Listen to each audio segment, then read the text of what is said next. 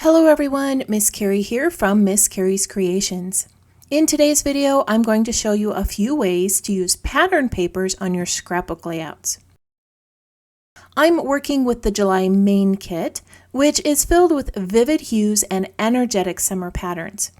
I will also be using a few sheets of the coordinating cardstock collection and creating a simple dual-toned title with the alphabet die. I am working with the July main kit from Hip Kit Club. This kit has such a dynamic color palette, which is perfect for summer.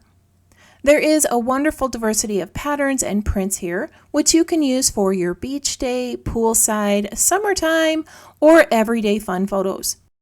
Included in this kit is a laser cut overlay, some puffy alphabet stickers, puffy shapes and titles, laser cut acrylic shapes, layered dimensional stickers, and some cardstock ephemera. All of these coordinate beautifully with those patterns and prints. As I create today's layout, I'll bring in a few additional supplies. In the description below, I have added a list to all of the items I'm using today with a link to this July Hip Kit Club kit. I'm going to use some cloud white cardstock for my background. I have a brightly colored photo, which will allow me to bring in some lovely green and pink hues to the page. I'm starting with this strip of striped pattern across the center. This relaxed pattern has some very simple water washed lines. I have gone ahead and backed that photo with jungle green cardstock and the Monstera leaf pattern. My niece has this awesome green and black shirt, so I want to make sure that those colors are used most on my page.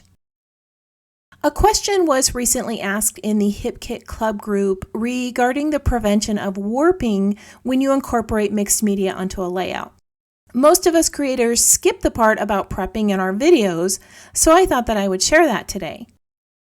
I like to use clear gesso or clear gel as my prepping medium. The gesso works as a primer, and it is slightly resistant to water-based mediums. I like to apply the gesso with a large, soft bristle brush. Most of these primer mediums will pick up the texture of a brush, so I like to go over it a few times if I don't want the added texture. Once you've applied your primer medium, you will need to let it dry completely before you start adding your mixed media. This has sat for about 20 minutes, which has given it plenty of time to dry. I'm going to use some Berry Hot Creams Shimmers paint, and I'm going to create a color wash in the background. This Shimmers paint comes with the May 2023 color kit, and that kit includes a bright pink creams, the orange sherbet shimmers, and giddy about green inklings. All three of these colors in the May kit match the July collection beautifully.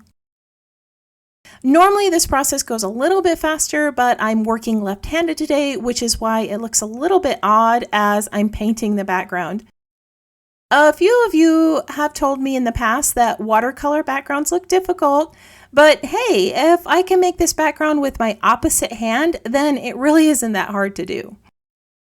I do want you to take note how the paints aren't soaking into the cardstock and how the paper isn't warping.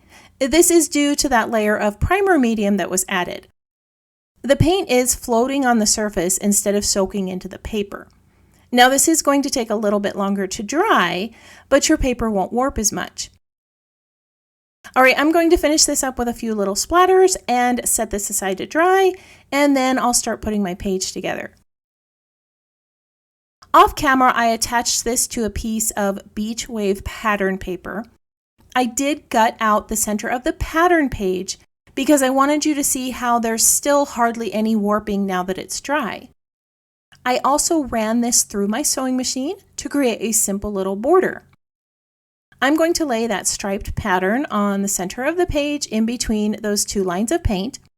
I have already torn the edge of this, and I want to add a little bit of a roll to it. I like to run a water brush over the torn fibers before I roll my paper. And not only does this soften the fibers, It also makes shaping that rolled edge easier, and it holds it in place once it's dry. I want to bring a little bit of black to the page. Not only is this going to bring focus to the photo, but I find that black is a great neutral for pages with bright colors. The black pattern I'm using is the product strip from the white cardstock that I used on my background. I'm going to sit that matted photo over here on the right, and I'm going to bring in a few hibiscus flowers that I created. These were made using the 2 dies that are designed to coordinate with the July kit. I cut the leaves from jungle green cardstock, and I added a little bit of stitching down the center for texture. On the larger leaf, I added smaller stitches, and on this smaller leaf, I just added 1 straight stitch. I have already assembled 2 of the flowers, but I do want to make sure that I show you how these are put together. I cut the flower portion from tropical pink cardstock and pink hideaway pattern. I wanted to add a little texture to these, so I created some longer stitches in the center of the flower.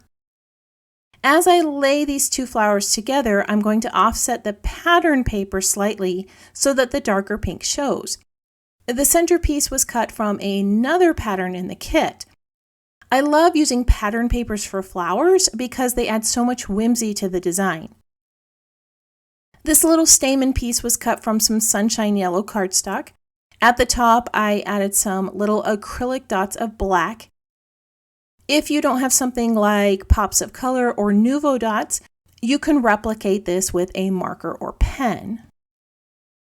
There are so many ways that you could assemble these hibiscus flowers, and there's a lot of pattern paper options in the kit, so you can create these in multiple colors. Now I'm going to start adding the rest of the elements to my page. For the journaling, I created a hidden pocket behind the photo, and I'm tucking this die cut tag there. I'm also going to tuck a few of the die cut flowers behind my 3-dimensional ones to bring in a variation of color and texture. I did cut out a few of the smaller flowers using dies, and I'm going to layer these within my other floral elements. These are bringing in some yellow to the page, which is a great complement to the pink and green. On the opposite side of the layout, I'm creating another cluster of elements. I'm starting out with this softer green-blue die-cut frame, and I'm going to layer one of the larger flowers above and another one below. I'm also going to bring in a little more yellow with a die-cut flower here. On this side of the page, I want to bring in some more pink and green, but I don't want to distract from the photo. I like this little rainbow sun die cut, and I think I'm going to add one of those 3-dimensional umbrellas over the top. These umbrellas are some of my favorite pieces in the kit. I've been trying to think of a layout where I could just use all the umbrellas because they are just adorable. As you can see, it's taking me a minute here to decide which one I want to use, but I ended up deciding on a lighter pink striped one that I'm just going to set over the frame. I'm going to bring some more green to this side of the layout with a phrase puffy sticker. This says feeling so happy, and it finishes off this area nicely. I'm going to finish adhering the rest of the floral pieces in place on this side of the page. As I do, I would love it if you tap that subscribe button and let me know that you're new here. If you are already a subscriber, let me know that you're enjoying today's video by tapping that thumbs up icon or leaving me a comment below. I always love reading about which technique you plan on trying next. Now that my left side is complete, I'm realizing it has more weight than the side with the photo. So I'm going to bring in a round puffy sticker that says, "Let's do nothing today." I'm also going to add another phrase and attach it to this pink die cut tab. This phrase says selfies with you, which is perfect for this mother-daughter page. To balance out that black element on this side, I'm going to add just a small little item on the left. This creates some nice directional flow between the two areas. The last item I'm going to add is the title. For the word sweet, I cut out the letters from this striped pattern using the alphabet dies. I cut this down into some smaller sections so that I could arrange the paper behind the die and create a two-toned title. Dies like the alphabet die are great to have in your collection because they allow you to create unique titles. Not only could you cut out your titles from striped patterns like this, you could also use pattern papers like ombre patterns or beach wave patterns on your summer layouts.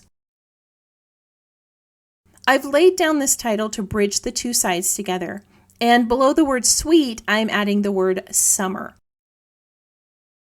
I debated on a green title here, but the yellow is more subtle and it does a wonderful job leading your eye to that fun photo. I'm going to finish adding a few more items to my page, and then I'll share the completed layout with you. Off camera, I placed some pink and yellow puffy dots on my flowers. These were left over from a previous hip kit. As I was adding the twine to the journal tag at the top, I realized that the only texture on this page was the stitching on the flowers and leaves, so I decided to bring in a few thread bundles around my flowers. These finished off the design rather nicely. Today's project involved discovering multiple ways to use pattern paper on your scrapbook layouts. The bold summary patterns in the July hip kit are perfect for creating titles, page elements, and florals. Most of the time, pattern papers are used as accents or photo frames to bring out the colors in your photos, but they can also be used to create floral pieces and titles. Dies like the alphabet die are great to have in your collection because they allow you to create unique titles that fit the design of your page. A few of the items I used today are not part of the main kit, but if you're a member of the Hip Kit Club, you save $5 on your monthly kit and 15% on coordinating items, which can ship free with your main kit. So if you grab yourself the alphabet, floral, or leaf dies that I used today, it's worth becoming a member. If you would like to learn more, I have added details in the description below. I want to thank you for joining me for another scrapbook project. If you would like to see more of my creations, you can visit my channel or follow Miss Carrie's Creations online. If you have any questions about this project or the supplies listed below, feel free to leave me a comment. I hope that you have a wonderful week, and I can't wait to see what you create.